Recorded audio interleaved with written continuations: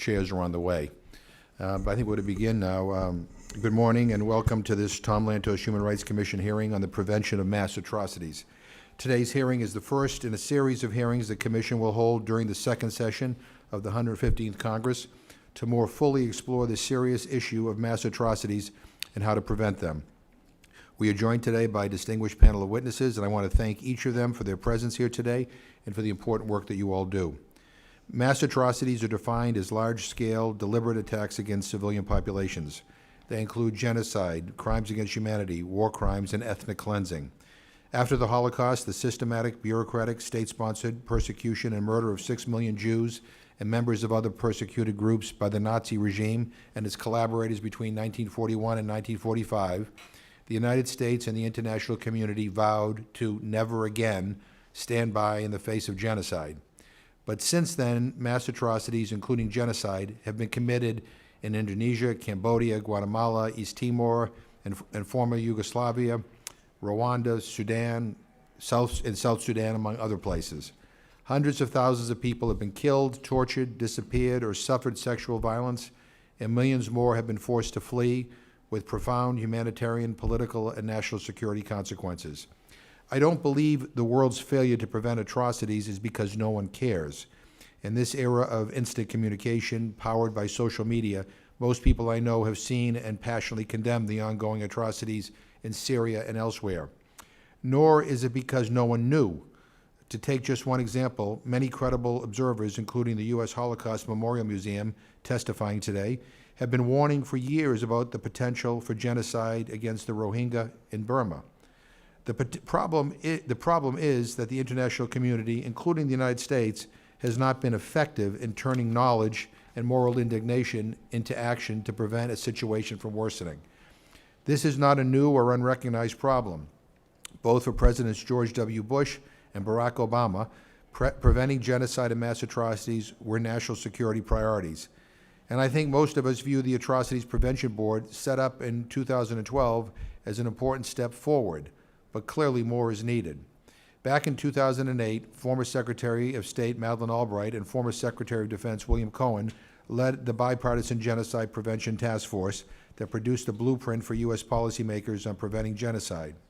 One of the recommendations was that the Tom Lantos Human Rights Commission, which had just been established, should make preventing genocide and mass atrocities a central focus of its work.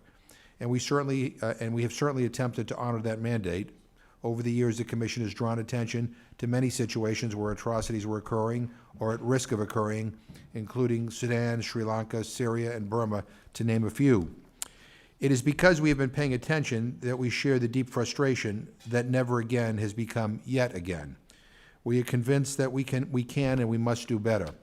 So during 2018, we will conduct this series of hearings to review the tools available to U.S. policymakers to prevent mass atrocities and investigate how to strengthen them. We do this recognizing that there is a lot of good work already underway in both chambers of Congress and on both sides of the aisle to find new ways forward. I especially want to highlight H.R. 3030, the Elie Wiesel Genocide and Atrocities Prevention Act of 2017, led by Representative Ann Wagner and co-sponsored by both Commission co-chairs, myself and Congressman Hultgren. There is also a lot of good, thoughtful research and analysis that we can all draw on. Our witnesses today are deeply familiar with that work, and we look forward to hearing their reflections. I want to close by noting where we are starting from. We are distinguishing between preventing armed conflict and preventing atrocities. We know that armed conflict often enables mass atrocities, but not all armed conflicts lead to atrocities, and atrocities also occur frequently in the absence of armed conflict. Cases of state-directed suppression, communal violence, or post-war retribution. We are persuaded that atrocities are not the product of ancient ethnic and religious hatreds, but rather of conscious, strategic decisions by ruling elites and non-state actors to achieve specific ends. Those actors need a reason to commit atrocities and the means and opportunity to do so. The issue becomes how to change their strategic calculus. We think impunity is one of the elements in that strategic calculus. If the perpetrators enjoy impunity, this may be seen as a green light to expand a genocidal or mass atrocity campaign. We think there are patterns of behavior that should always raise red flags. classifying people into us and them, dehumanizing and discriminating against whole populations, polarizing one population against another. These are processes and actions that lay the groundwork for violence. We do not think there is a one-size-fits-all approach. Prevention strategies must be tailored to each situation and should make use of the full range of tools policymakers have. What might be the full range of tools? In these hearings, we're going to be looking at the role of diplomacy and foreign aid, accountability, military engagement, and economic incentives and penalties. We will also explore why coordination by the whole of government is important. We do not discount the role of political will, but we are looking for ways to reduce its weight, to institutionalize an atrocity prevention lens so we don't wait until it's so late and the problem is so big that all we can do is lament the immorality and inhumanity and then provide humanitarian aid to victims and survivors. Mass atrocities are human rights violations on a grand scale. We invite you to join us this year in identifying new strategies to prevent them from occurring. I also want to recognize that we have statements for this hearing from Representative Ann Wagner of Missouri and Representative Ro Khanna of California, which I'd like to ask unanimous consent that they be submitted for the record.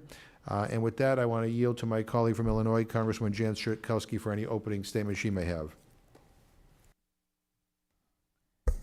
I want to thank you, Congressman McGovern, for your tremendous leadership and for convening this hearing. From Rwanda to Darfur to the present crisis in Myanmar, we've seen tragic consequences of conflict and the need for a strong humanitarian response. This last November, I went to Bangladesh and Myanmar along with Senators Durbin and Merkley and two other members in the House. And I've been haunted ever since, both by the atrocities that were conveyed to us by victims in the camps in Bangladesh, but also by the feeling of impotence of what can we do to stop that. We put out statements and talked about how this can't, in this time, in our watch, just continue, and yet it seems more intractable all the time. Last month, we saw that there was a deal struck between Myanmar and Bangladesh to return refugees to camps in Bangladesh back to Rakhine, from Bangladesh back to Rakhine State in Myanmar. It's really hard for me to understand how that could happen. It sounds to me like rather than returning home, since there were hundreds of villages that were burned down, and because of the almost universal hatred and lack of acceptance of I'm blanking now.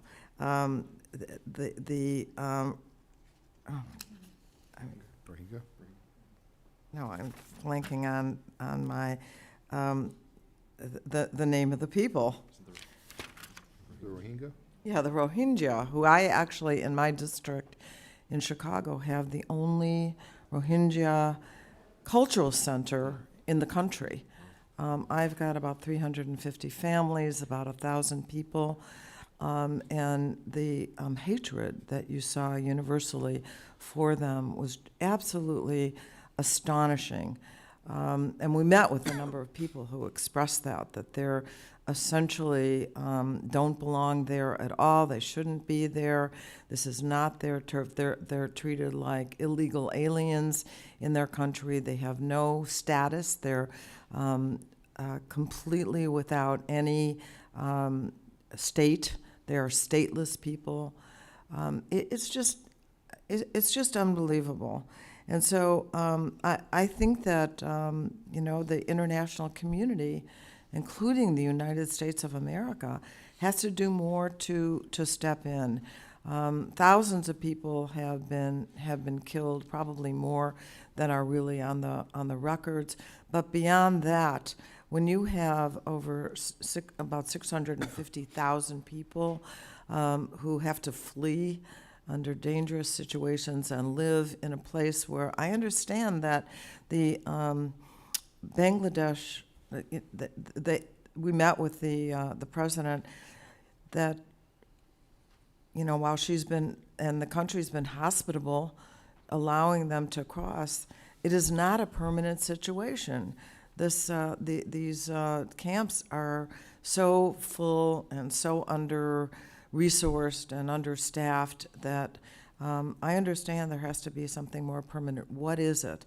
And so I'm hoping we can talk about this particular, these crimes against humanity, ethnic cleansing, some have called it genocide, that is happening right now in our time before our eyes. So I want to yield back and hope that we can come up with some ideas of how to proceed forward in a constructive way. Thank you. Thank you. Thank you, and I'd now like to yield to our distinguished co-chair, Congressman Randy Hultgren. Thank you. Good morning. I want to thank my good friend and co-chair, Jim McGovern, for calling this hearing and leading this effort. It is so important. I'm also grateful to have my friend and colleague from Illinois, Jan Schakowsky, was part of this. And interesting, I didn't realize your district had the only community center for these precious people. So I'd love to come and visit maybe sometime if I could. They have a follow. restaurant too, just to know. So, you're speaking my language now, so I don't know why she thought that would matter to me. Yeah. Thank you. But I really do. This is, as we laugh, we also cry. This is a horrible, horrible situation that's going on, and it is so important for all of us, but especially the Tom Lantos Human Rights Commission, to have this hearing on atrocity prevention. And I want to thank our witnesses for joining us. We're grateful that you're here. We want to thank you even more for the work that you're doing, fighting for these precious people. Mass atrocities, genocide, war crimes, crimes against humanity, directed against civilian populations rank among the most horrific acts of intentional violence afflicted on our world today, or at any day. Once systematic violence breaks out against a civilian population, it's very difficult to demobilize armed groups and to stabilize the situation. We must do a better job reading the signs and predicting the circumstances that are harbingers of potential atrocities, and work together as an international community to implement strategies designed to prevent such atrocities before they happen. There are clear practical steps that can be taken that could prevent or at least mitigate large-scale human rights violations. The United States has sought to do this through its use of targeted sanctions, public diplomacy, economic assistance, military partnerships and training, and through programs aimed to strengthen rule of law, civil society, and interfaith dialogue. All of these things are important, but we must always seek to do more and to work in closer cooperation with those who share our goals and our values. Again, I want to thank our witnesses. I want to thank all of you for being here, and we do need to continue to hear about and be challenged by what we can do, and looking forward to hearing from the status of the Atrocities Prevention Board and how the United States can more effectively work to end mass atrocities in our world. Thank you, and I yield back. Thank you very much, and I want to call our first witness, Father Thomas J. Reese, S.J. He has served as a commissioner at the U.S. Commission for International Religious Freedom since May 2014. He's also a senior analyst for Religion News Service and the author of Inside the Vatican, the Politics and Organization of the Catholic Church. Reverend Reese entered the Jesuits in 1962 and was ordained in 1974, and we are honored to have you here. The floor is yours.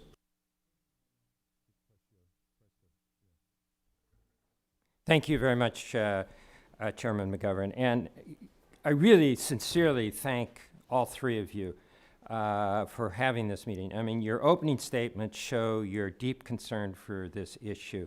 And having a hearing when we all know you've got lots of things going on in Congress, lots of other issues that you're dealing with, to hold this up as a priority for you is extremely important and impressive, and we are very grateful to you for doing this. I am Father Thomas Reese. I am a member of the U.S. Commission on International Religious Freedom. I request that my written testimony be submitted for the record. I will make 7 points, which I address more fully in my written statement. They'll be very brief in my oral presentation. First is that mass atrocity prevention must be a top U.S. foreign policy priority. Mass atrocities are large-scale and systematic violence deliberately inflicted against civilians. They include genocide, crimes against humanity, war crimes, and ethnic cleansing. Not only are millions of lives at risk, but mass atrocities destabilize nations and regions and challenge U.S. interests worldwide. Our commitment to work against this says a lot about who we are as an American people. Using the term mass atrocities usefully broadens the discussion beyond genocide. Many people focus exclusively on genocide, as it is a powerful word, and they believe that invoking genocide would bring pressure on the world community to act. But in reality, a genocide declaration imposes no new obligations on the government. So we have to be concerned about all types of mass atrocities. Second, effective solutions are very difficult to attain. Situations in which atrocities occur are complex. The diversity of past atrocities make it challenging to predict future atrocities and propose solutions. Also, competing national and international interests can sap the political will to act. Third, we cannot be bystanders on this most important issue of our time. Let me give 3 examples. First example, of course, is the one that you have already mentioned, that is unfolding in Burma and Bangladesh. In Burma, the military has killed, looted, disappeared, raped Rohingya Muslims. More than 750,000 have fled to Bangladesh and live in squalid refugee camps. U.S. and United Nations officials characterize the abuses here as ethnic cleansing. And I think, as you mentioned, this is debatable whether this is really genocide. The second example is the Islamic State of Iraq and Syria, ISIS, which has committed genocide against religious minorities, Yazidis, Christians, and Shia Muslims in Iraq and Syria. It has also committed crimes against humanity against others, including Sunni Muslims. And then the third example is North Korea. This regime has committed crimes against humanity. It tortures, imprisons, and executes anyone, including religious believers. These mass atrocities take place in the absence of any armed conflict. The fourth point I would like to make is that the U.S. government must take every opportunity to address these atrocities. My written testimony includes recommendations to that end. It also underscores the importance to address conflicts before they become mass atrocities. Let me highlight 2 examples. The Chinese government's actions against the Uyghur Muslims, this is something that we really have to keep an eye on. These include forcing Uyghurs into so-called re-education camps and disappearing others, using GPS systems and DNA sampling to track them, and dramatically restricting their religious activity. Uyghur prisoners receive unfair trials and harsh prison treatment. Uyghur scholar Iham Tohti is serving a life sentence after being found guilty in 2014 of separatism. Gulmira Emin is serving a life sentence for her alleged role organizing protests in July of 2009.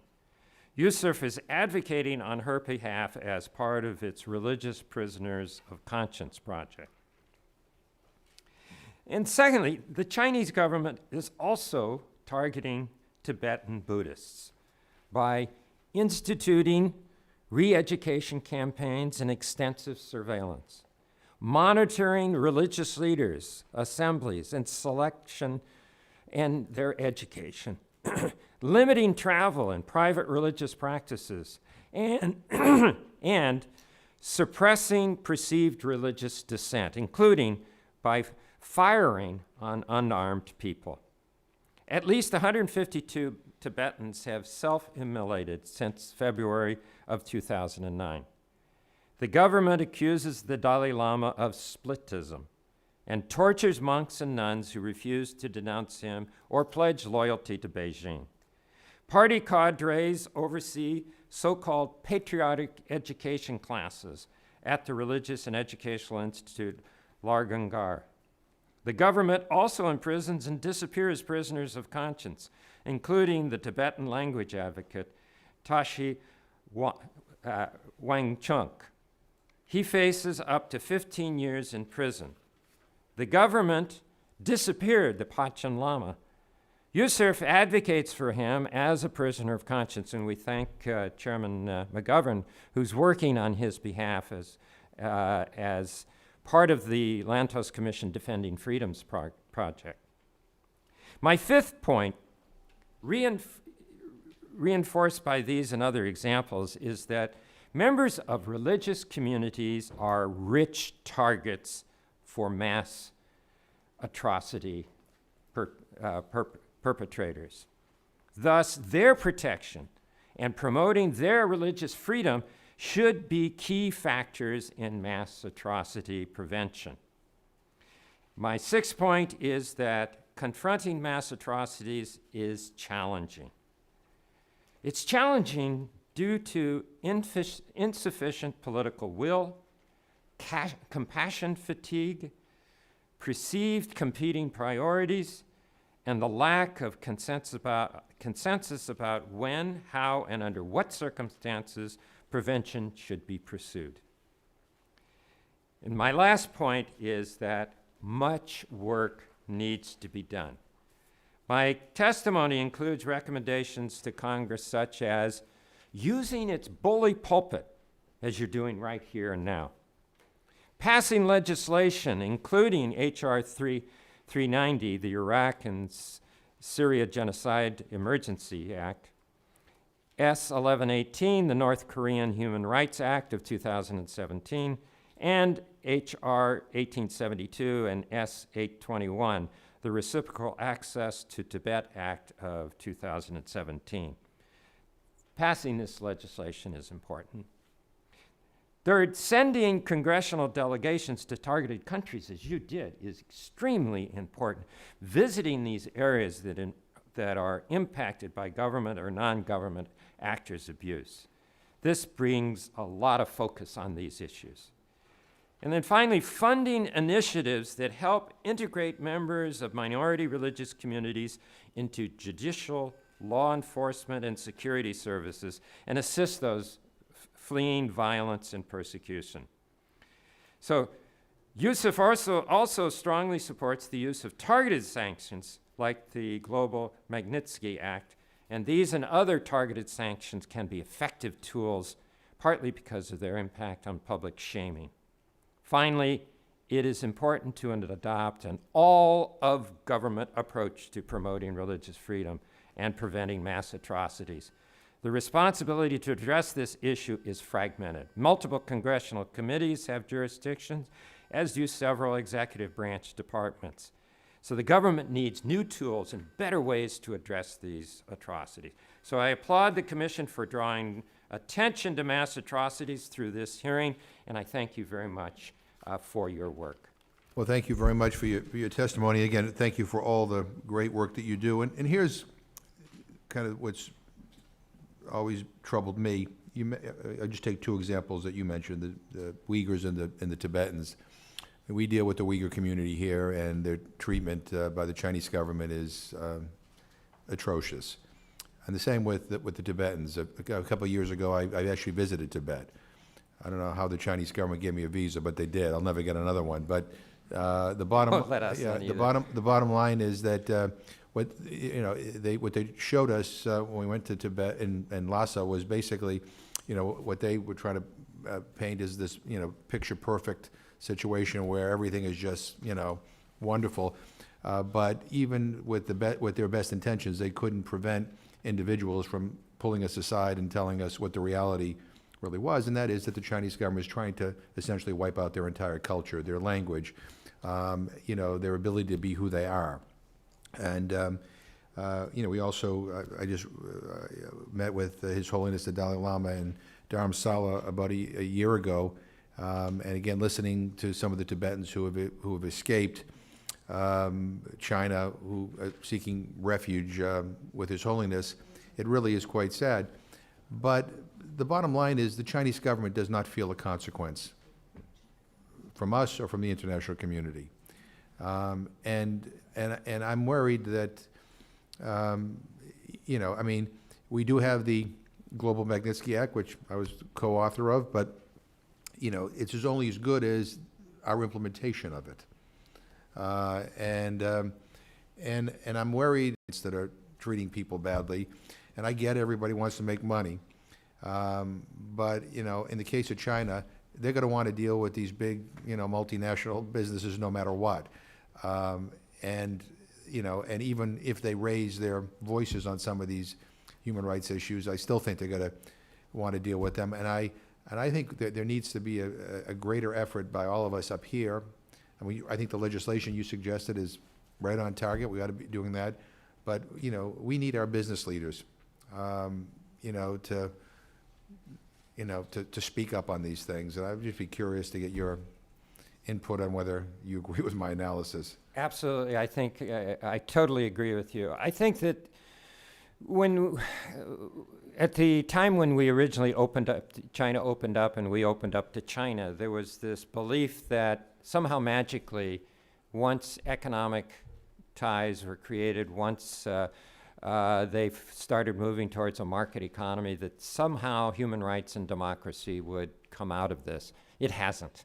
They've continued to develop economically, but human rights and religious freedom are just not there, and they have not improved. I think that you're absolutely right that there has to be a focus on the business community, their responsibility, and to the consumers. Okay, are you willing to pay $10 more for your iPhone if it's made in a country that respects religious freedom and human rights? I think we have to challenge ourselves, our communities, our business community, and that's what I mean when I say this has to be a priority in our foreign policy. And you're absolutely right. These competing interests make us, well, that's at the bottom of the list. Right. And those competing interests, I think, oftentimes are responsible for our government not responding as clearly and as effectively as it can. I mean, at some point we ought to, you and others here, we ought to talk about how we actually increase the pressure, not only on American businesses that do business in China, but on international businesses. Absolutely. Right? I think that's where the focus has to be, because I think that's the only thing that's going to get China's attention. I mean, we spend an awful lot of time expressing moral indignation over what's going on there, and I think the Chinese government has been able to kind of block it out.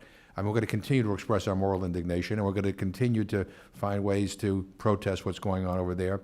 And I don't blame the Chinese people. The Chinese people are good people. It's some people in their government, that are responsible for this repression.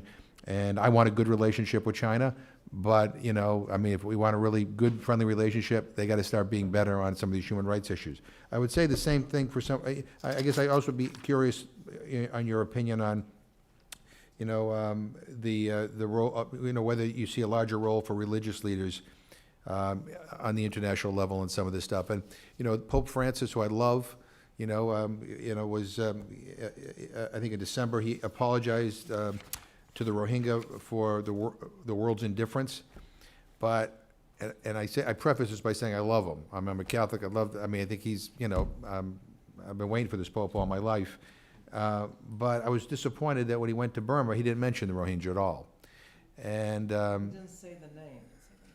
right. Yeah, he didn't say the name, which I think which was, for those of us who have been horrified by what's been unfolding, that, was problematic. And I guess the question is, do you see a larger role for religious leaders at the international level in, like, resolving the Rohingya crisis in Burma, and could concerted efforts by religious leaders have an impact on the views of Burma's hardline Buddhist monks? I mean, Yes. because I think that's the other area.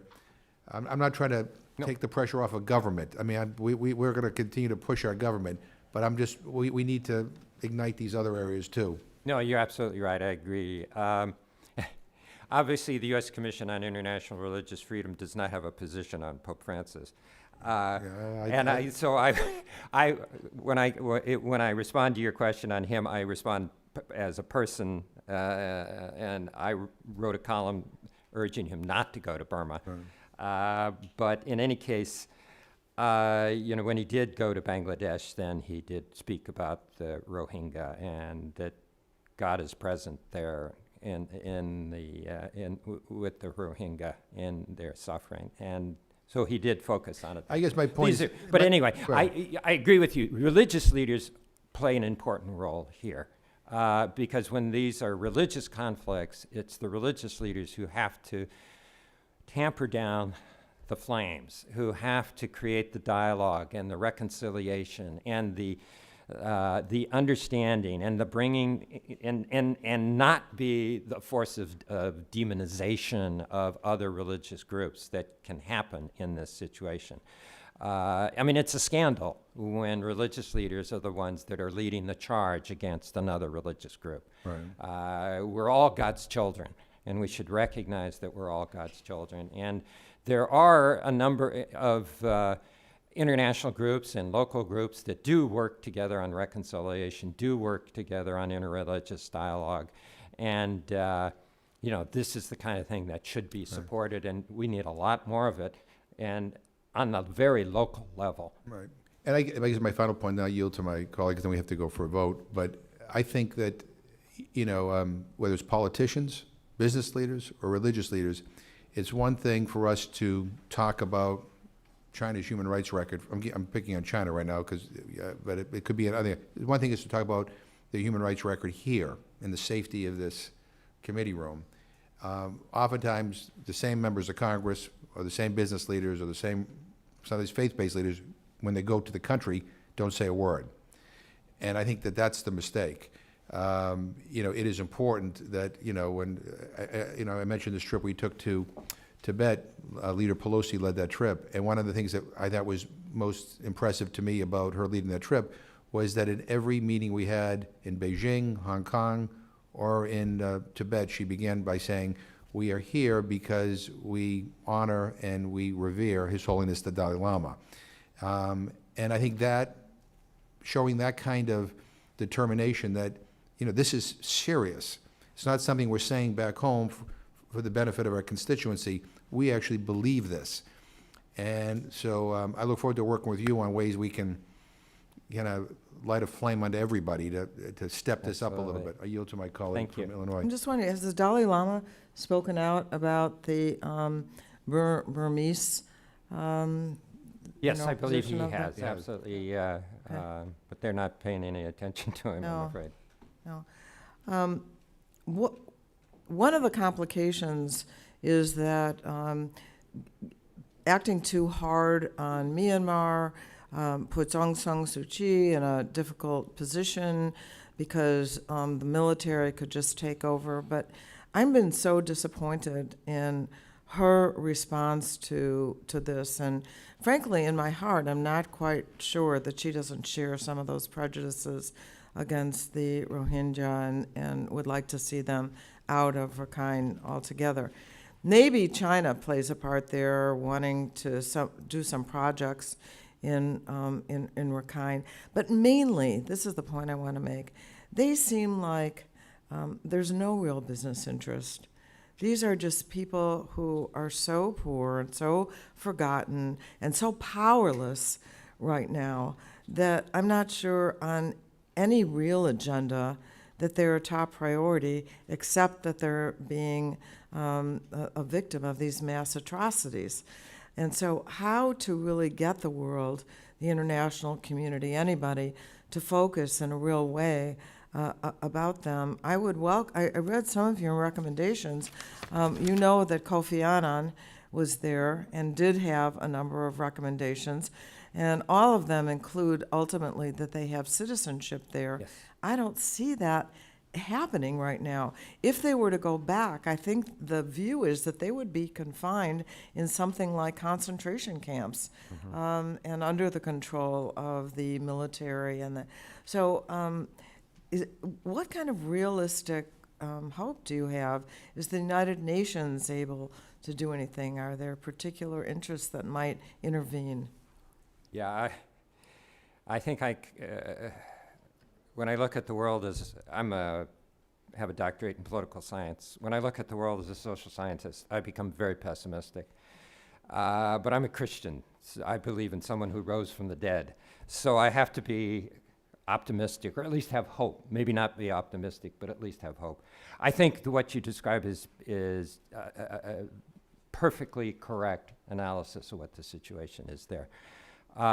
She is between a rock and a hard place in terms of if she defended the Rohingya, she would be out. The people That's would right. throw her out. The military would not have to Right. throw her out because, the people are behind this because of the military have used the Rohingya as the bad guy, as the threat. They're going to take over and suppress Buddhists. And so it's the classic political strategy of creating an enemy, another, so that, it's true, we're doing some bad things, but they're so much worse that you have to support us against them. And this has been the military strategy for decades. And it's really, I don't know how they're going to be able to come back either. I really don't. I think you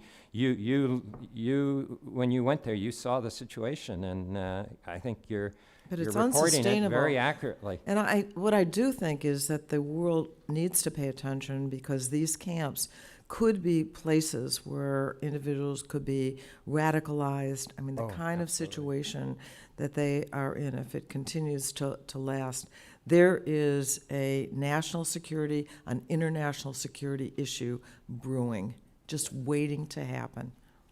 Yes. We have 1 minute to go. Oh, okay.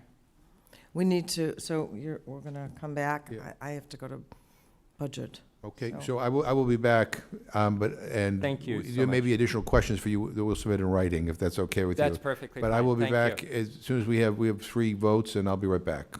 Okay. All right, thank you so much. Thank you very much. Appreciate it. All right, sometimes I hate Congress with these votes. Okay, now, the hearing will reconvene. We're happy to welcome our second panel. Naomi Kikoler is the Deputy Director of the Simon Scott Center for the Prevention of Genocide at the U.S. Holocaust Memorial Museum. Before joining the museum staff, she worked for the Global Center for the Responsibility to Protect Amnesty International Canada, the Office of the Prosecutor at the UN International Criminal Tribunal for Rwanda, the Brookings Institution, and as an election monitor in Kenya with the Carter Center. Charles J. Brown is Managing Partner at Strategy for Humanity. He served in the Obama administration as Senior Advisor for Atrocity Prevention and Response and oversaw the Pentagon's implementation of President Obama's atrocity prevention initiatives. Prior to that, he held senior positions with several human rights organizations and was a member of the U.S. delegation to the Rome Conference on the establishment of the International Criminal Court. He is principal author of A Necessary Good, U.S. Leadership on Preventing Mass Atrocities.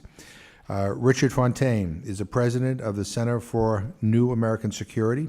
He previously served as foreign policy advisor to Senator John McCain for more than 5 years, and he's also worked at the State Department, the National Security Council, and on the staff of the Senate Foreign Relations Committee. He's a member of the experts committee that produced the policy blueprint, A Necessary Good. So with that, we will begin, Naomi, with you. So thank you all for being here, and I apologize for this delay. On behalf of the Simon Scott Center for the Prevention of Genocide at the United States Holocaust Memorial Museum, I'd like to thank the Tom Lantos Human Rights Commission for holding this timely hearing on U.S. policy in relation to the prevention of mass atrocities around the world. The Simon Scott Center is dedicated to stimulating timely global action to prevent genocide and to catalyze an international response when it occurs. Our goal is to make the prevention of genocide a core foreign policy priority through a multi-pronged program of research, education, and public outreach. Core to our beliefs is that, as the 2008 Bipartisan Genocide Prevention Task Force report noted, we have a duty to find the answer before the vow of never again is once again betrayed. Having just returned from a bearing witness trip to the Syrian border, where on a daily basis individuals are facing aerial bombardment and the risk of chemical weapon attacks, it's humbling to acknowledge that the work of our center and the focus of today's hearing is as relevant today as it was nearly 70 years ago when the Genocide Convention was first established. If there are three things from this testimony that you remember, they are: the first, genocide and mass atrocities are preventable. The second, doing so does not require the U.S. to go it alone or require the creation of a new toolbox, a reliance on military intervention, or expending significant financial outlays. Rather, what is needed is more timely, ongoing analysis of risk and conflict dynamics, a smarter and calibrated utilization of existing capacities by a variety of state and non-state actors, and a more thorough examination of the unintended consequences of both action and inaction. And third, Congress has a unique role to play in making this happen through pushing for policy accountability and transparency, legislation, and individual leadership. Mass atrocity crimes are acts that shock our conscience. Mass atrocities are large-scale and deliberate attacks on civilians that constitute acts of genocide, crimes against humanity, war crimes, and ethnic cleansing. In 2005, the United Nations World Summit, every government acknowledged the moral, legal, and political imperative to give meaning to never again by committing to uphold the responsibility to protect populations from mass atrocity crimes. They recognize that governments have a responsibility to prevent such crimes. And in those situations where a government is unable or unwilling to protect its population from such atrocities, the international community has a responsibility to protect civilians. In this configuration, all mass atrocities, not only genocide, merit preventive and protective action. To uphold this commitment, strategies need to be developed to mitigate the risk of mass atrocities along a continuum from prevention to response to accountability. This often includes undertaking actions that respond to unfolding atrocities while working to prevent new ones. Such calibrated approaches often required a multi-pronged effort employed by an array of state and non-state actors at the local, domestic, regional, and international level, using both coercive and non-coercive measures. Atrocity prevention is a goal rather than a particular process or set of tools. It will look different in different contexts. At its core, prevention requires greater attention to and policy engagement on the early warning signs and root causes of mass atrocity crimes. This requires a greater investment in risk analysis and assessment of policy options to address root causes and other factors that create an enabling environment for perpetrators while reducing capacities to dissuade them, interrupt their plans, and halt atrocities. The field of mass atrocity prevention and response is relatively new, and we are continuously learning. Research suggests that there are a number of long-term risk factors and short-term dynamics and triggers that, though on their own are not sufficient, are often necessary for atrocities to arise. The risk factors include instability, armed conflict, exclusionary ideology, prior discrimination or violence with impunity against a particular group. The warning signs of underlying dynamics that may contribute to the commission of mass atrocities include tensions and polarization, apocalyptic public rhetoric, labeling civilian groups as enemies, development or deployment of irregular armed forces, stockpiling of weapons, emergency or discriminatory legislation, removing moderates from leadership of public service, or impunity for past crimes. In cases where prevention has been attempted and failed or was not tried at all, the focus shifts to using non-coercive and coercive measures to halt the commission of ongoing atrocities. A range of tools can be employed in both prevention and response, including preventive diplomacy, peace messaging, condemnation, sanctions such as arms embargoes, travel bans, and targeted economic sanctions, preventive deployment of peacekeepers or troops, accountability mechanisms, and in rare instances, military intervention. Contrary to many misconceptions, the vast majority of prevention and response options do not require the military use of force. Citing our Genocide Prevention Task Force report, if signs of genocide and mass atrocities are only detected once violence has begun to escalate, decision makers are left with only costly and risky options. In contrast, if underlying risks and evolving dynamics can be recognized in advance or in the early stages of crisis, the full panoply of policy options will be available. Today, we see a number of cases where efforts to prevent were either not taken or have failed. Those include Burma, where the Rohingya face a risk of possible genocide; Syria, where the government of Assad on a daily basis commits crimes against humanity and war crimes; Iraq, where the victims of genocide and crimes against humanity committed by the Islamic State continue to face risks; South Sudan, where a brutal war has led to the targeting of individuals on the basis of their ethnicity. And in an early warning context, we remain concerned about the potential for violence in the electoral period in Bangladesh. Also concerned about Mali, where instability, weak governance, and jihadist groups are exacerbating intercommunal tensions. We know that concerted efforts at the local, domestic, regional, and international levels can help to avert the commission of mass atrocities. We've seen that in Guinea in 2010. We saw that in Kenya in 2013. The U.S. was instrumental, especially in the case of Kenya, in averting a return to the bloodshed that we saw in the 2008 elections. These examples show that no one government plays a determining role in averting and halting atrocity crimes. That said, leadership by the United States is critical to seeing a future without genocide and other mass atrocities. Today, the U.S. is the global leader on atrocity prevention and is the only country that has established a dedicated body for policy analysis and action, the Atrocity Prevention Board, established by the Obama administration and continued under the Trump administration. Such bipartisan support for atrocity prevention is crucial, and it is our hope that Congress will continue to play a key role in advancing U.S. leadership on this issue. To conclude, Congress can serve as a source of accountability and transparency by seeking clarification on what government policy is towards countries at risk of or experiencing mass atrocities through public hearings such as this one or private communications with executive branch agencies. Congress can codify key components of an atrocity prevention strategy, including mandating an annual risk assessment of mass atrocities from the Director of National Intelligence, training of foreign service officers on mass atrocity prevention, and a whole-of-government process to prevent and respond to atrocities. And finally, to use the platform of this high office to help deter and halt the commission of atrocities, meet with affected communities, speak directly with would-be perpetrators and dissuade them, draw media and public attention to the array of communities at risk. In the 73 years since the end of the Holocaust, the international community has pledged that it will not stand by in the face of atrocities against civilians.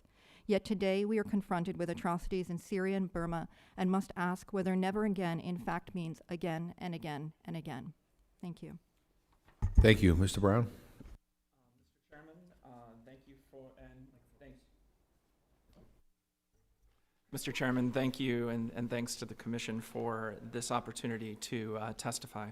My name is Charles Brown, and I am the Managing Partner at Strategy for Humanity, which works with mission-driven organizations to leverage their strengths and achieve meaningful results. Today, however, I'm here in my capacity as the chair of the Experts Committee on Preventing Mass Violence, convened by the Protection and Prevention Working Group. We are a bipartisan group of 16 former government officials, academics, think tank experts, NGO representatives. Our report, A Necessary Good, identifies specific steps the administration, Congress, and civil society can take to ensure continued U.S. leadership on preventing mass atrocities. With your permission, I ask that both my written testimony and the full report be submitted for the record. Genocide and mass atrocities continue to put civilian lives at risk and challenge the world's conscience. In Syria, South Sudan, Yemen, Myanmar, Central African Republic, and elsewhere, hundreds of thousands of civilians have been murdered, raped, beaten, bombarded, gassed, and forced to flee their homes. And as you noted, Mr. Chairman, these atrocities are not the product of ancient ethnic or religious hatreds, but rather a conscious strategic decision by ruling elites and non-state actors to achieve specific ends. If the human toll were not enough, mass atrocities also have unanticipated over-the-horizon effects that undermine both international stability and American interests. As Syria has demonstrated, atrocities can lead to outcomes that directly threaten U.S. national security, including the growth of violent extremism, the rise of new terrorist groups, severe economic and resource disruptions, regional instability, and massive refugee flows. The good news is that it doesn't have to be this way. As the Experts Committee report notes, concerted preventative action can play an important role in averting mass atrocities. Our report includes nearly 40 recommendations on how best to accomplish this. Today, however, I will focus on our three central themes, which are recommit, prevent, and implement. To begin with recommit, we support the White House's recommitment to atrocity prevention in the National Security Strategy, which pledges, quote, to hold perpetrators of genocide and mass atrocities accountable. We applaud its decision to retain the Atrocities Prevention Board and want to acknowledge the important work that the APB and the sub-APB have undertaken to date. Admiral Gary Hall, the NSC Senior Director who serves as chair of the APB, has met with us to discuss the administration's approach, which emphasizes interagency engagement on the most critical atrocity crises. We are encouraged that his efforts are helping to ensure that the APB is playing an important role in relevant Policy Coordination Committee discussions and furthering the goals and objectives laid out in the National Security Strategy. That said, we would like to see the White House's commitment replicated at the agency level. We are particularly concerned about the possibility that Secretary of State Tillerson's redesign initiative will lead to a downgrading or elimination of the Office of the Undersecretary for Civilian Security, Democracy, and Human Rights, the Bureau of Conflict and Stabilization Operations, and the Office of Global Criminal Justice, which are the three components that have coordinated states' atrocity prevention initiatives. We urge Congress to seek assurances from Secretary Tillerson that he will retain these essential offices and work with the White House to ensure appointment of strong leadership. We also urge the administration to work with Congress to secure the resources and personnel necessary to enable it to prevent and respond to mass atrocities. We would like to see the administration engage with you and other members involved in these issues as full partners in this process. And to that end, we are encouraged by current congressional efforts to institutionalize atrocity prevention across the interagency, including the Elie Wiesel Genocide and Atrocities Prevention Act, which supports the work of the APB, mandates relevant training for Foreign Service officers, institutionalizes the Complex Crises Fund, and requires the Director of National Intelligence to regularly report on atrocity risks. And I'd like to thank you and the other commission members who have co-sponsored this bill and are championing it in Congress. We'd also welcome any effort that would institutionalize the APB without a sunset provision. In addition, we would like to see more active U.S. leadership on current atrocity crises. Although the United States cannot respond to every crisis, it must lead. And as Chairman Holmgren said, we must always do more. That is particularly true in Myanmar. We appreciate Secretary Tillerson's November 22nd statement that the events in Rakhine State constitute ethnic cleansing and his pledge of additional humanitarian assistance. Despite these important steps, however, the crisis has only deepened. We urge the administration to work with its international partners to demand that the government of Myanmar brings an end to the violence and that the Rohingya be able to return safely to their homes and not to camps. We urge the administration to work with the international community to ensure that those responsible are held accountable, efforts that would be consistent with the pledges contained in its national security strategy. Time does not permit me to go into greater detail here today, but we also call on the administration to demonstrate stronger U.S. leadership to ongoing atrocities in Syria, South Sudan, Yemen, and the Central African Republic. And I would add my voice to the issues that were raised by Naomi as well. I'd like to turn to our second theme, which is prevent. It's perhaps the most important message that I can convey today, and that is the crucial role that early prevention plays, which we believe should be a major policy priority.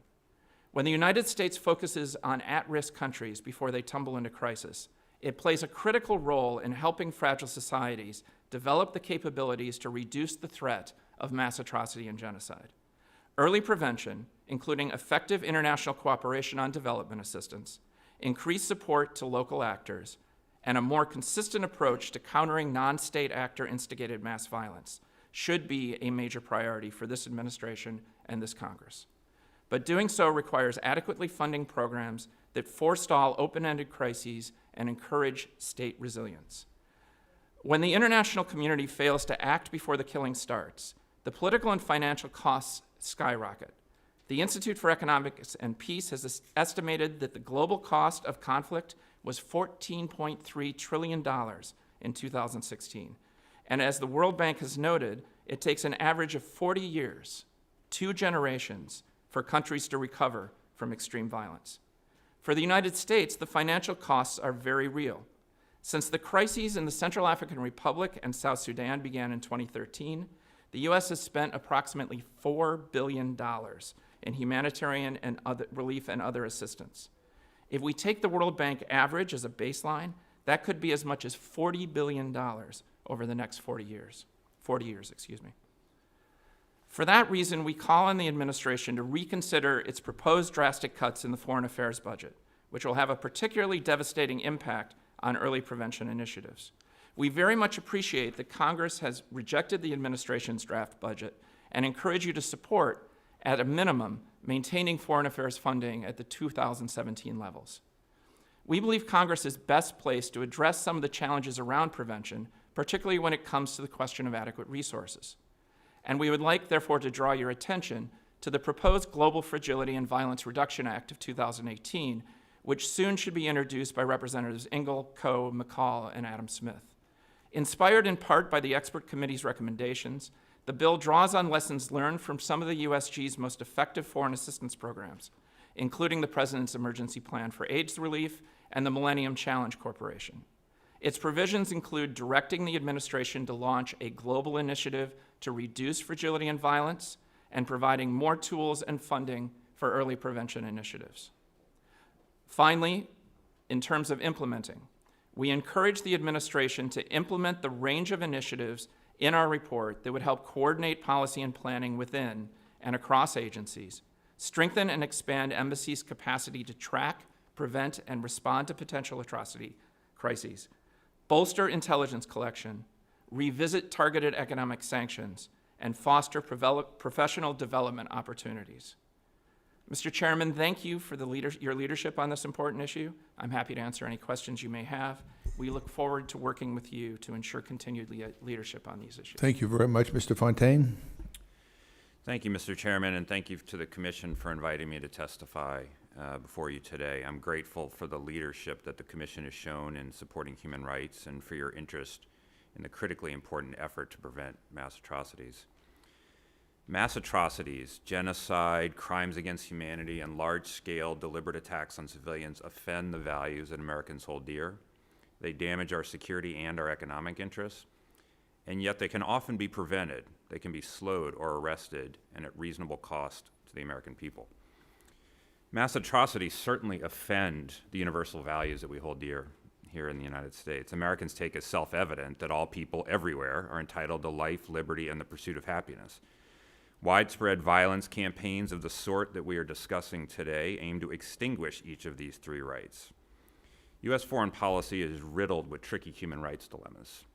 How far to push friendly autocrats on press freedom, for example, or when to insist on elections that might bring to power a repressive government. But preventing mass atrocities shouldn't represent a dilemma, because for all the debates over how much to prioritize the promotion of human rights, certainly we should all be able to agree that mass atrocities represent the most manifest offense against human rights and against the values on which our country is built. Yet preventing these kinds of atrocities is more than a so-called values issue. It represents the hard-headed pursuit of national interest. Mass atrocities upend economies, they distort trade and investment flows, they create a demand for large-scale foreign assistance, including American assistance. They create massive refugee flows, which can radiate instability into neighboring countries and themselves become breeding grounds for extremism. They exacerbate or even create regional crises. And they generate calls for international action, which can be exceedingly difficult, dangerous, or costly to execute, and which, as we know, tend to fall disproportionately on the United States. And we know all this because we've seen it, and we've seen it firsthand. Consider Syria. The Assad regime's violence against peaceful protesters sparked a civil war that became a boiling cauldron of atrocity. The horrors in Syria helped to destabilize neighboring Iraq and created conditions under which the Islamic State established the largest terrorist sanctuary in history. It produced millions of refugees that put pressure on Jordan, Lebanon, Turkey, and even the European Union. It resulted in a major Russian military intervention. And as a result, the United States has led a costly multi-year, multinational military campaign to oust ISIS, and yet the killings in Syria continue today. And the effects of these kinds of atrocities can last generations. Just last week, the New York Times had a report on the effects of the Nazi-imposed blockade of food supplies to the Netherlands in September 1944. By the time the Allies liberated the Netherlands 9 months later, more than 20,000 Dutch had died of starvation, but many survived, including some women who were pregnant at the time. Those who were in utero during the famine felt its malign effects throughout their lives, and scientists found a 10% increase in their mortality rate compared with their peers some 68 years later. So they're feeling the effects of these kinds of things throughout the entirety of their lives. I suspect that much of the skepticism about America's role in preventing mass atrocities or about promoting human rights in general stems from a sense that we're simply not very good at achieving our aims in this area, and certainly not at acceptable cost to the American people. If the price is another Iraq or another Afghanistan or another Libya, there's not going to be very many takers. Yet the cost is often far more modest and the success rate far higher. U.S. prevention efforts likely avoided mass atrocities in Kenya and Burundi, for example, while military intervention helped reverse ethnic cleansing in Kosovo. The reality is that there exists an array of tools available to U.S. policymakers that can make and have made a positive difference, and at relatively low cost.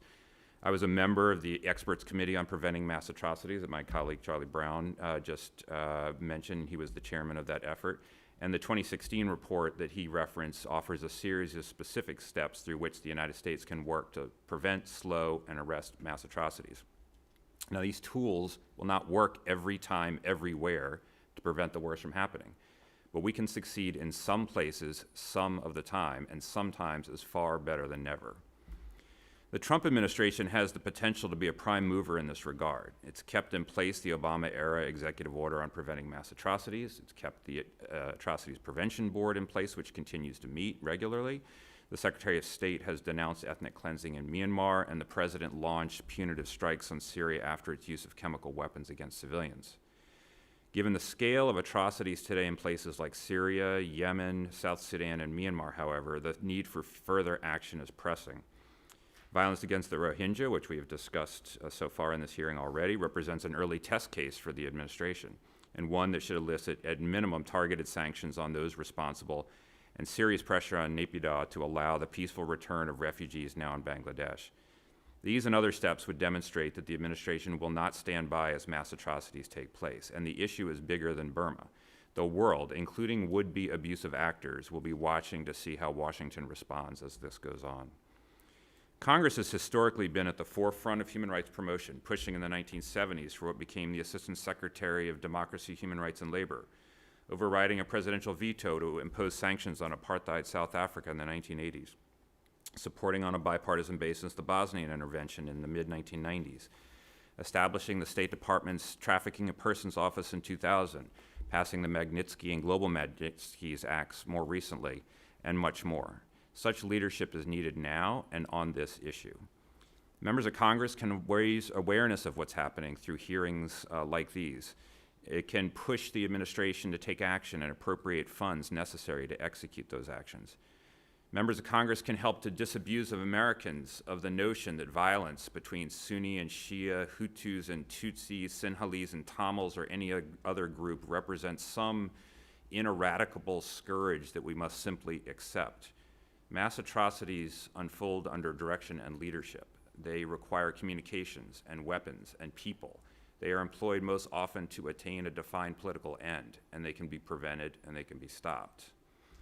Finally, having worked on Capitol Hill, on the National Security Council staff, and at the State Department, I'm highly aware of the trade-offs inherent in any human rights agenda.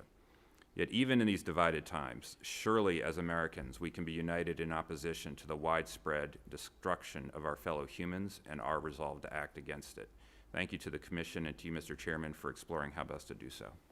Well, thank you all for your excellent testimony, and I wish you were all in charge of our government. I'll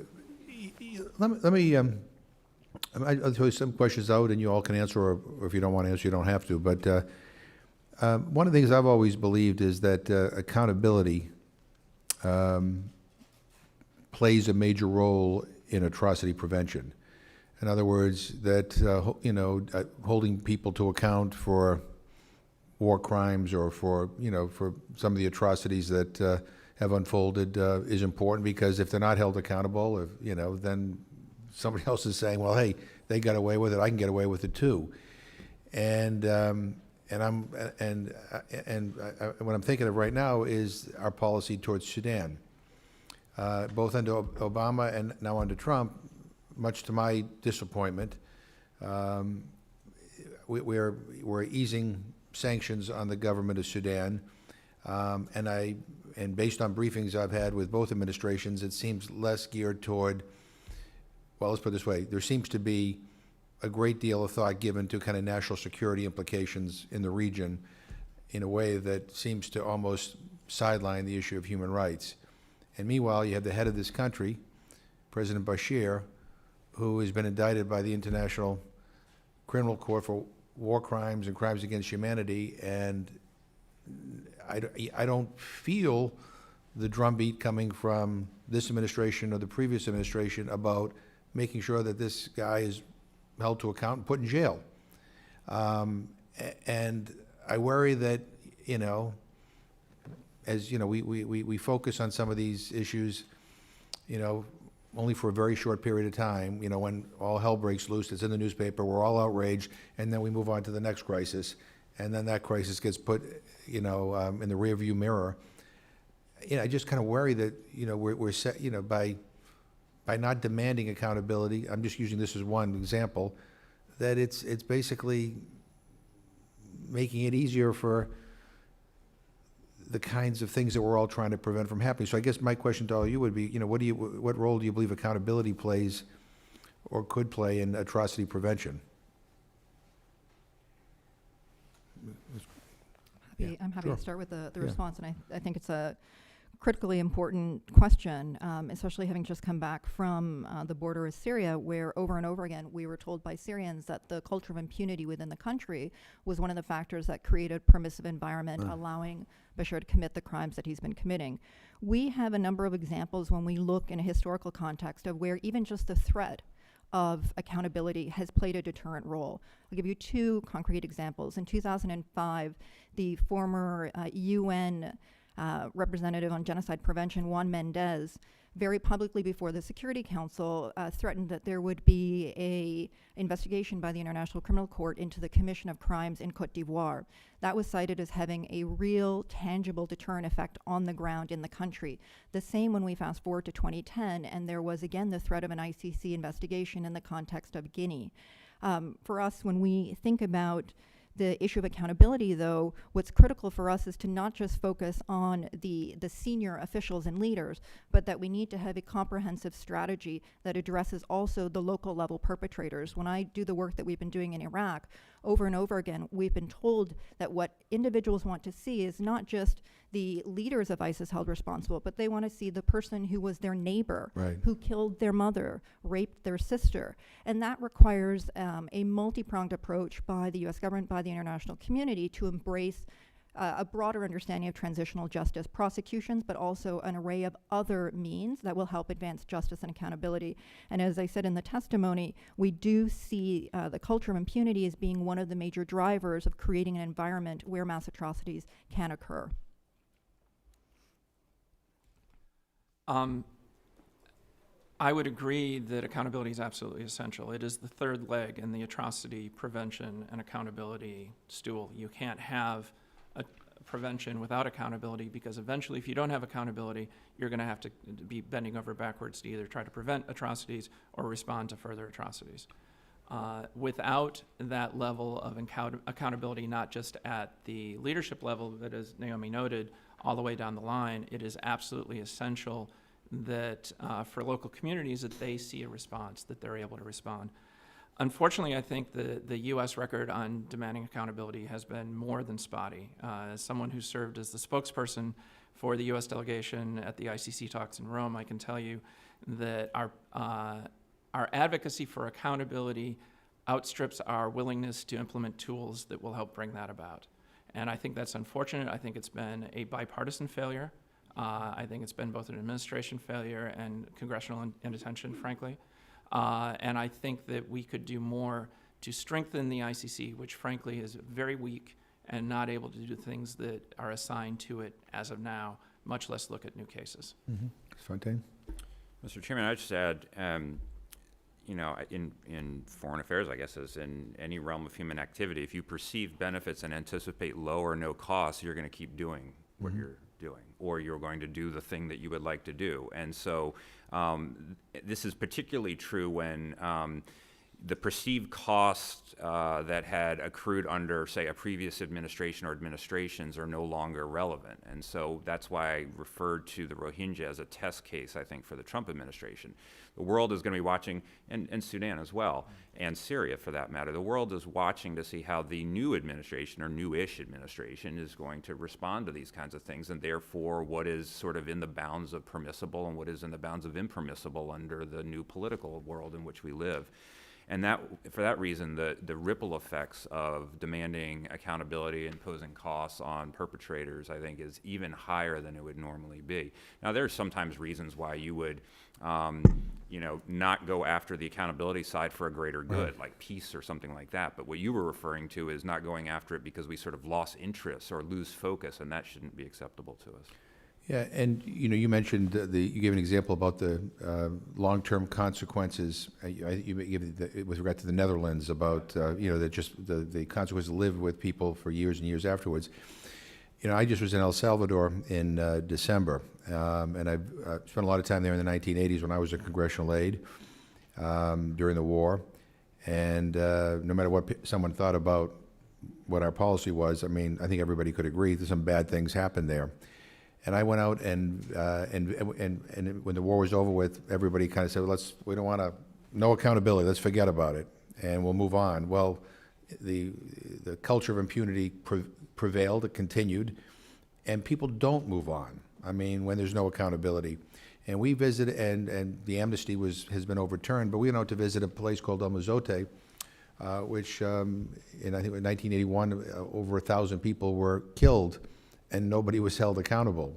And now a case has been opened up where they're trying to get some acknowledgement of who was responsible, and you know, and maybe some accountability for the people who gave the orders to wipe out mostly women and children. And yet the Salvador military continues to say, stonewall, they don't provide any information. And we're not helpful either.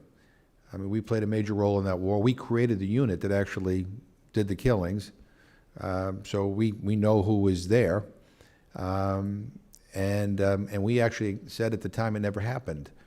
It wasn't until after the war, a forensics unit from Argentina went in and started digging up bodies and found all these children that were buried there. I just bring this up to say that, you know, we could, you know, here's an example of where I think it would be a very powerful signal if we would say, you know, we want to cooperate and acknowledge the concerns of this community in finding out not only the truth, but having some accountability. Keycaller? Chairman, I wanted to just pick up on the theme that you just mentioned right now in terms of leadership and continued engagement, because I think there's actually two things that have happened recently that are really important in this regard and are areas where Congress can continue to support the role of the administration. The first is that there was actually an announcement last week by the administration to provide $350,000 to support an international independent investigative mechanism in Syria. And I think that's really key, and it shows an increased focus by this administration on accountability in the context of Syria. It also shows a willingness to support mechanisms that are not, as Charlie was talking about, affiliated with, for example, the International Criminal Court. And we need that level of creativity in situations where we don't see cases or tribunals established to start documenting, collecting, and preserving the evidence, because as El Salvador shows, this pursuit will take decades, and we need to have that record and the evidence now before it disappears. The second thing is there is an office within the State Department that is tasked specifically at looking at these issues, both in terms of atrocities that are happening today and those that have happened in recent history. And that's the Office of Global Criminal Justice, which, to speak to the points that both Charlie and Richard made, it plays a critical function within the broader atrocity prevention infrastructure within the government. We're heartened to see that it continues to play that role, and there could be and should be a greater reliance on the type of outputs and analysis that office plays. Well, And I don't want to get into, divert into El Salvador, for example, but I just say that, we'll wait, we'll see. The other thing, in El Salvador, they actually created a commission, at the suggestion of a lot of Salvadorans who had fled the country during the war, whose loved ones were disappeared, to try to find what happened to their loved ones. I mean, thousands of people just were disappeared. And the Salvadoran governor signed on to that. It's going to be important that the international community actually provides some of the resources so that it's more than just a press release, that it's real. I just say, for being in Congress for over 20 years, sometimes I get the impression, and this is a bipartisan critique, that when we start talking about things that happened 20 years ago, 30 years ago, or even longer, you sometimes get the pushback, well, let's move on. Let's not, let's not try to, go back and create a controversy when not a lot of people are talking about it right now. And I guess my point is that it lives on no matter what. I mean, there needs to be some accountability. Let me, you everybody talked about Syria and the Rohingya in your remarks. Looking back, I mean, what were the most significant opportunities for prevention that the United States missed? Are there actions that you believe should be taken now to prevent ongoing atrocities from moving forward? And I say that because I remember during the Syria stuff, I'll just be very honest with you. I mean, I was very concerned about, kind of getting involved in yet another military entanglement when I wasn't quite clear, and this was when Obama was president, whether we actually knew what we were doing here. And some of the people that we were relying on to support, to go after the government, were less than, stellar in terms of their own human rights records. And I'm just wondering, but that was people pushing a military option. I'm just trying to figure out whether, were there key points where other interventions short of, a military intervention could have played a role? And with regard to the Rohingya, I mean, what could we have done earlier, if anything, to have prevented this? As someone who's in the room for many of the early APB meetings, what I would say, Mr. Chairman, is that there probably isn't a crisis today where we couldn't have acted earlier and done more to prevent. In the case of Myanmar and the Rohingya, there were several efforts during the early meetings of the APB, successful efforts to intervene with Aung San Suu Kyi and with others to say, look, you want to democratize, we want to support it, you can't be doing this. And I think there was a forestalling for a long time. Unfortunately, I think that what we're seeing in a number of the crises, and I should say I'm speaking personally now and not on behalf of the experts committee, is that since the beginning of the Trump administration, the lack of focus or emphasis on these countries, South Sudan, Myanmar, Central African Republic, even to a degree Syria, in terms of the human rights issues there and the atrocities there, it served as encouragement for those who would commit these abuses to continue to abuse, knowing that the United States has not been as vocal as it has been in the past. As I noted in my testimony, we do give credit for Secretary Tillerson's statement on November 22nd. We do give credit for the jump in humanitarian assistance. But once again, that is kind of after the fact, and nothing much has been done since then, at least in terms of public diplomacy. We don't know what's going on behind the scenes. There are cases where the United States has taken action to prevent atrocities. The case of early times in Myanmar when the Rohingya crisis first became an issue, that was one. Richard mentioned both Kenya and Burundi as examples. I would note in Jonglei province in South Sudan, there was a serious concern that large numbers of ethnic Murle were missing, and an American intervention did much to prevent that.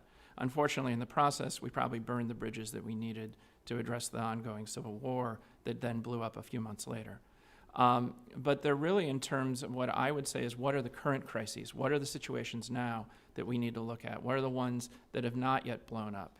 And I would commend to you the Holocaust Museum's index, which does a good job, I think, of highlighting what those are.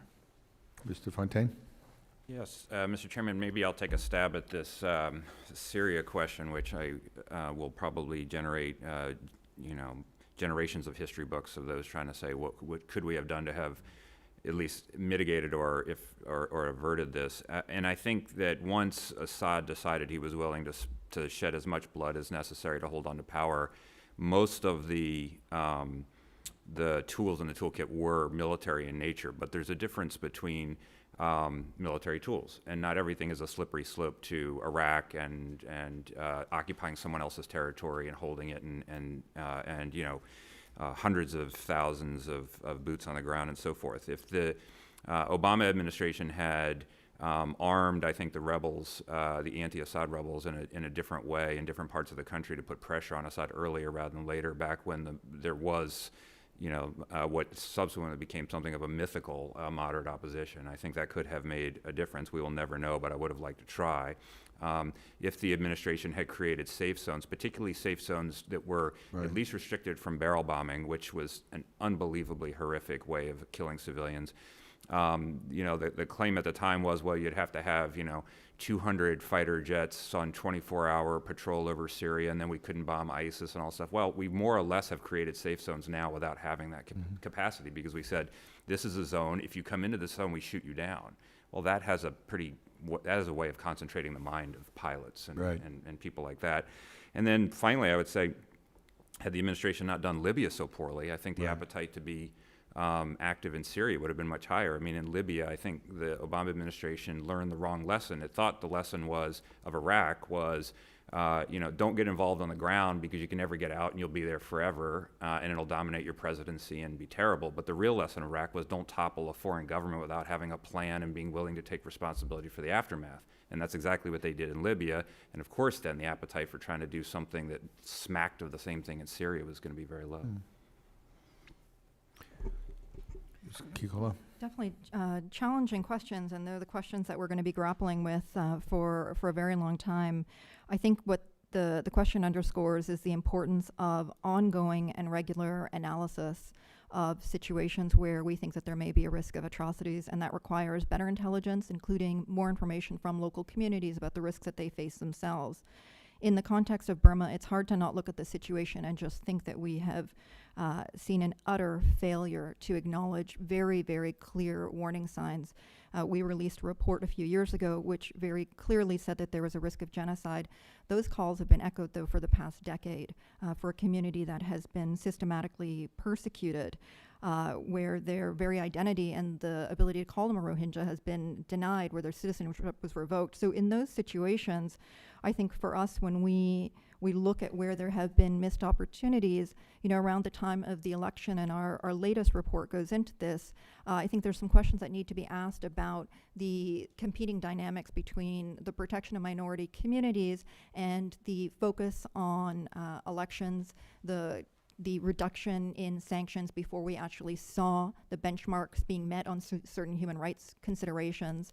I think there's a lot of lessons in the context of Burma that we're going to need to learn and apply to the future, because unfortunately, as you cited earlier, their situation remains very dire.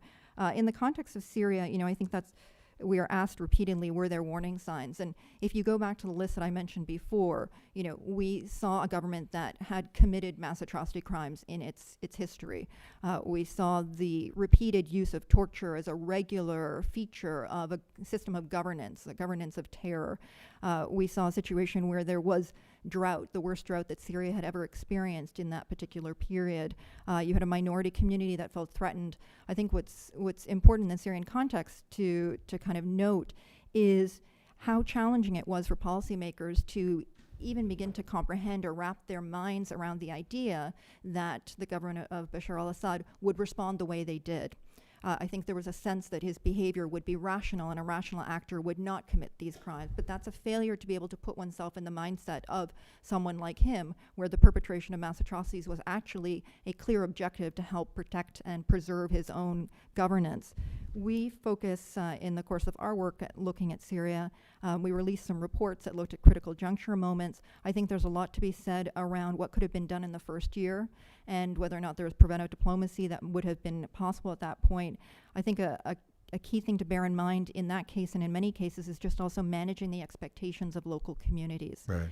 being careful about what we say and what we do, and whether or not we are elevating the expectations of local communities, of armed groups and others, because if we do, there could be unintended consequences that may have dire results for local communities. I also think one of the points I think you all have been implying is that one glove doesn't fit all. So I mean, all these different examples we're giving they're not all the same. You know, a few years ago, I think when I first got elected,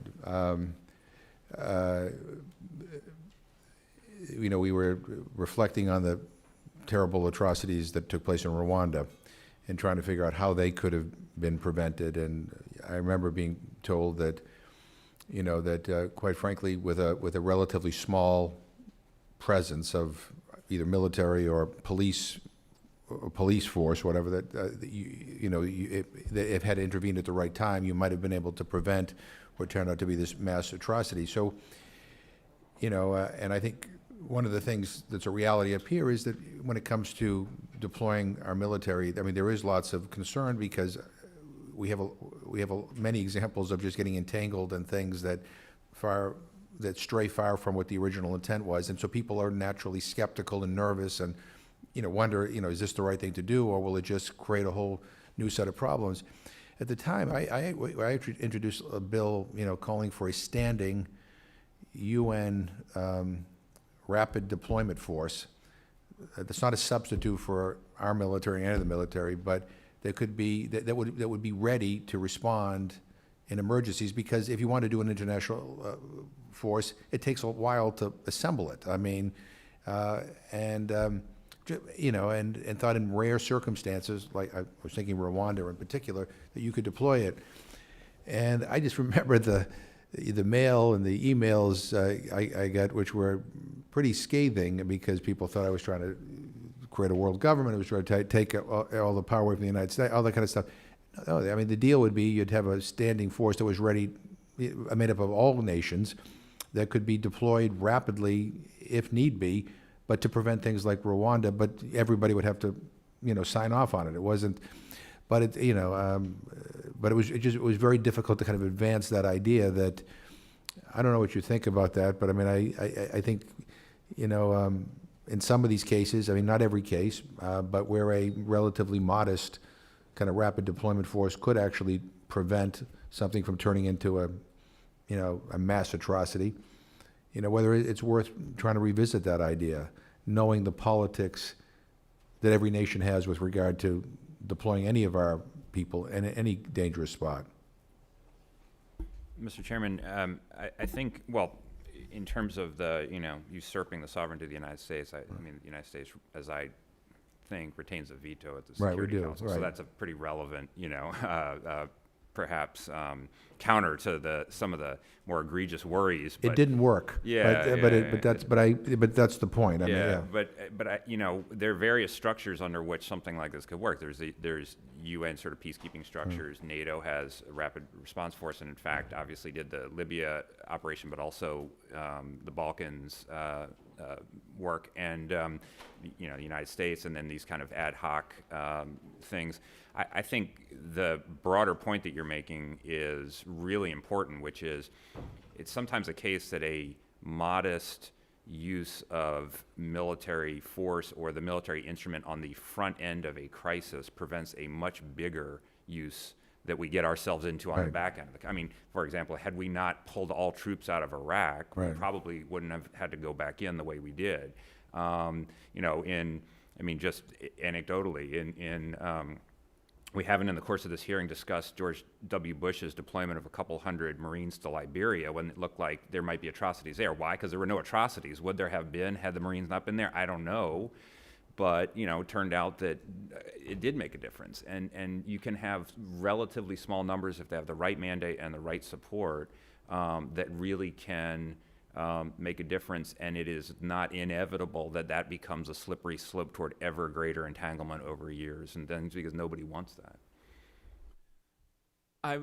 First of all, I think the idea of revisiting the idea of a small deployable force is definitely something worth considering. I think that given the current political environment, both in the United States and at the UN, it's going to be challenging to pursue it. What I think would be equally important would be to ensure that UN peacekeeping operations are fully funded and to reform UN peacekeeping operations so we don't have the current situation where if the UN decides to deploy a peacekeeping force, it can often take up to 6 months Right. for that force to deploy. That said, I share Richard's view on the idea of having the capacity for a small deployable force. The U.S. has that capacity now, and it has done that in the past. In 2013, 2014, in the Central African Republic, when there were concerns of the potential for genocide, the U.S. deployed enough troops to fly 2 battalions of peacekeepers, one from Rwanda, one from Burundi, into CAR and give them the ability to begin to establish a modicum of peace. Now, as it turned out, that didn't work out in the long run, but in the immediate run, it made a real difference in helping to slow and to a degree stop the violence. So that effort costs less than $100 million. It sounds like not a lot, but comparatively speaking, that's a lot less money than spending up to $1 billion on a given peacekeeping operation. I concur with much of what has been said. I'll just briefly add a few things. One of the challenges that Romeo Dallaire had in Rwanda was that his terms of reference were so circumscribed that he needed instructions from New York on whether or not he could, for example, actually apprehend weapons Right. that he was aware existed and were being used to subsequently attack a list of people whose names he had. And I think that speaks to a challenge about limited terms of reference that different governments have when they contribute troops to something like a UN peacekeeping force or to a rapid response force, of which actually on the African continent there are a number of rapid response forces that exist or are being created, but also to a challenge around coordination. And we saw that also in the context of Srebrenica and the safe haven, the need for a dual key system where you had to have the UN and various governments agreeing to airstrikes being made by NATO poses a real challenge that we have yet to overcome in terms of the real political will to do the type of coordinated work that you're talking about. And faced with that reality, I'd echo what Charlie said about supporting peacekeeping missions, but I'd also add that the U.S. has got a very unique role that it can play as a leader on training other countries' forces and also U.S. forces on the protection of civilians. Right. We assume that they know what to do when they're being deployed. I and many others have had the kind of situation unfold where you're in a particular country and you really hope that you don't get in the line of fire accidentally of a peacekeeper because of the lack of training, because people don't know how to respond to mob crowds. We need to make sure that those who are being deployed in those situations know what to do to actually protect civilians from mass atrocity crimes. And that requires a different type of analysis and skill set that most military or polices have at this particular point. And the U.S. does have that doctrine. It has the ability to train. It's already doing that. And that's one area where I think we can see a greater intensification of that and an extension of that type of work into the NATO sphere as well, so that all of the NATO states have got clear protection of civilians doctrine and are able to operationalize it. Well, you guys have been really patient with your time. I just have one more kind of question, and then I'll let everybody go. And if you have more questions, we'll just put it in writing to you. And then I have to go to the Rules Committee at 1 because we have a continuing resolution to try to keep the government running for a little bit while longer. But, obviously, how you do atrocities prevention changes when you're dealing with a, state actor versus a non-state actor. But I want to go back to what I said at the outset of this hearing about the role of other players other than government. The business community, for example. We talked about the Uyghurs and we talked about the Tibetans, but I go back to Sudan. China plays a big role in supporting the government of Sudan. Russia plays a big role in supporting the government of Sudan. We have business interests with both countries that are significant, and yet, it seems to me that there's a voice there that could be better utilized. That's not, and I don't think that China is going to stop doing business with a big U.S. corporation because they raise the issue of Sudan or Tibet or whatever. They may not like it, but that's the point. You want them to realize that, if you want us to stop, then you got to change your behavior. And I just don't get a sense that there is this kind of coordinated effort to try to, because I think that's the other part of this. I mean, we talked about faith-based leaders as well, but the business community, the international business community has so much power and is so potentially influential in some of these areas, and they don't speak up. We were in, after we were in Tibet, we met with the American Chamber of Commerce in both Delhi and in Mumbai, and I kind of threw this out there saying, everybody says they love the Dalai Lama, they all love the Tibetans, they love, oh, the culture is great, that this is great, on and on and on. But then I got up to give my little spiel, and I said, well, and so, what are you doing to help us here? Because, a lot of our reluctance to impose any kind of economic sanctions on people is because we don't want to hurt our business community. So that's the business community, and China relies very, very heavily on our business community, for their strong economy. You have a role here. How do we empower you to use it more? So I want that, and then just one final thing, and that is that, look, we said at the outset we're going to be doing a series of hearings on this topic, Congressman Hultgren and I, but we're also interested in working with you on concrete initiatives that we can take. You mentioned the legislation that's going on, but if there are specific things that you think we should be doing along the way, I want you to feel free to give us a call. We want to, obviously this is something that's very important to us, and so we would value your assistance on that. But if you can take a crack at how we can better utilize our business community in this effort, I'd be happy to hear your advice. Mr. Fontaine? Thank you, Mr. Chairman. I'd offer two thoughts which are very different. One is, in taking Burma as a case study here, since the reversion to some form of democracy, or at least constitutional rule, and Aung San Suu Kyi's release, there's been a gold rush of companies going into Burma because there's so many natural resources there, because it was, at least from the American perspective, it was a closed market. We had an import ban. You couldn't do new investments there and so forth. And so there's a lot of business interest there. I think the message that that the business community should be passing to their interlocutors in Burma is, guys, we've seen this movie before. If you want us to all go home, then continue what you're doing with the Rohingya and stuff like that, because if things get worse and worse, then there is the possibility that you're going to be subject to the same kinds of sanctions that kept us away from you in the first place. And part of the reason why Burma wanted to come out from, I keep calling it Burma, I guess it's Myanmar now, but old habits die hard. The reason why the regime wanted to come out from the cold was to get rid of these sanctions. Mm-hmm. And so the business community can be a message carrier in that respect, which they have an interest in not seeing sanctions reimposed, and the Burmese have an interest in not seeing the sanctions imposed. And yet the sanctions may be reimposed if this goes on, longer and longer.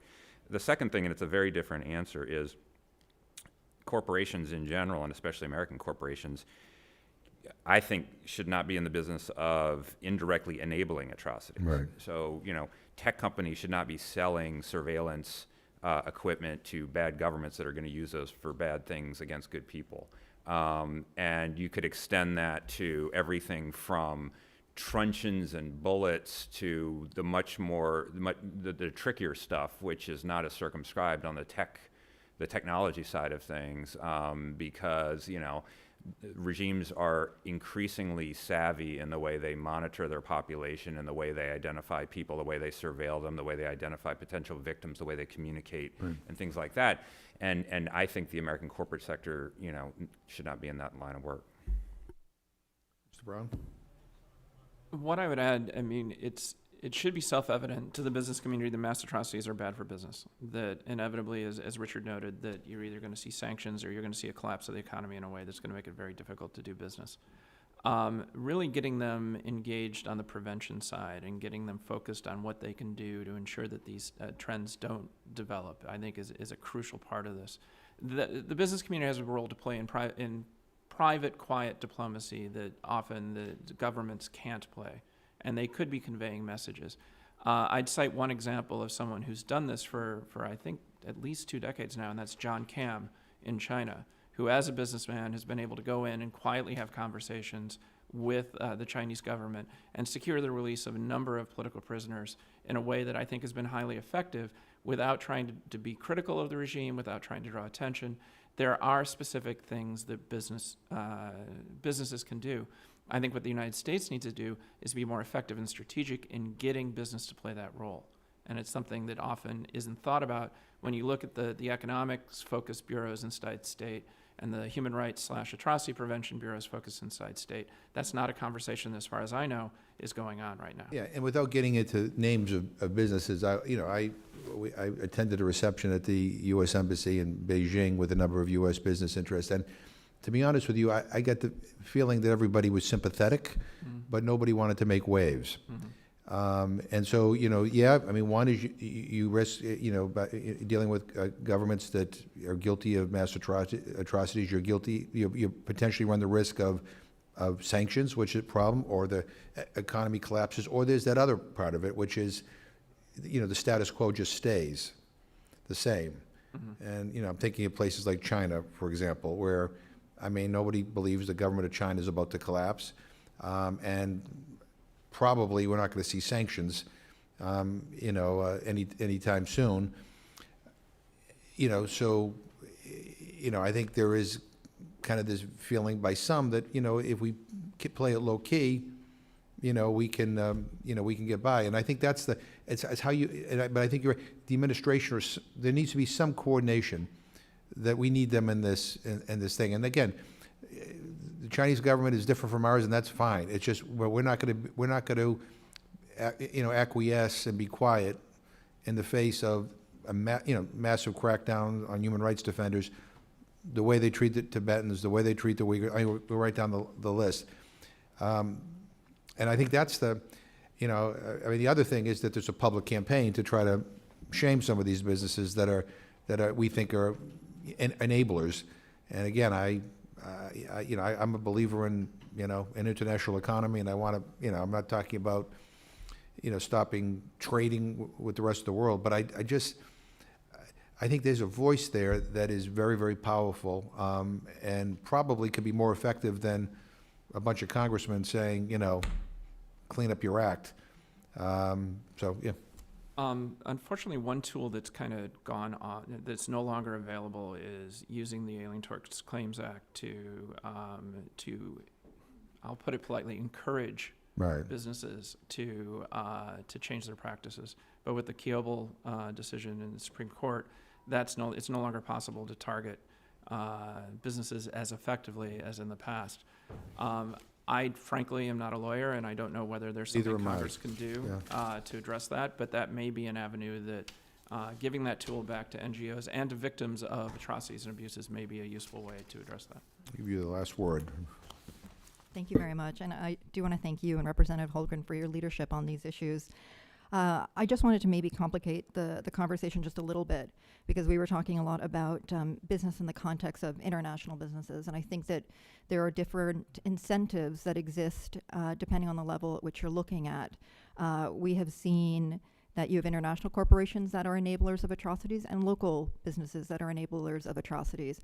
And their incentives are very different, and we require different strategies and ways of engaging them to tackle each of them, because at times war profiteering is actually quite profitable for businesses at the local level. We also, when we think about non-state actors that you mentioned, have to keep in mind the broader definition of kind of civil society, and recognize that in many countries, and Burma is one, religious leaders can actually incite the commission of atrocity crimes. So as we think about non-state actors, I think we have to have a comprehensive kind of definition that we start with, and then approach for tackling each of them. In the context of mitigating risks, I think Kenya is a very interesting and illustrative example of where the business community played a very positive role, both at the local, regional, and international level, because of how dire the economic consequences was of the violence in 2008. And there you saw really creative strategies.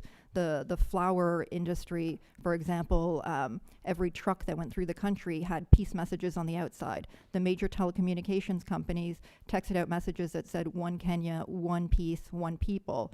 Those are strategies that were employed in part through working with the U.S. government and through being involved in those conversations. And I think that we need to see a greater emphasis on that. And maybe just in closing, I just wanted to highlight that an area of focus for our center going forward is actually going to be on the role of civil society.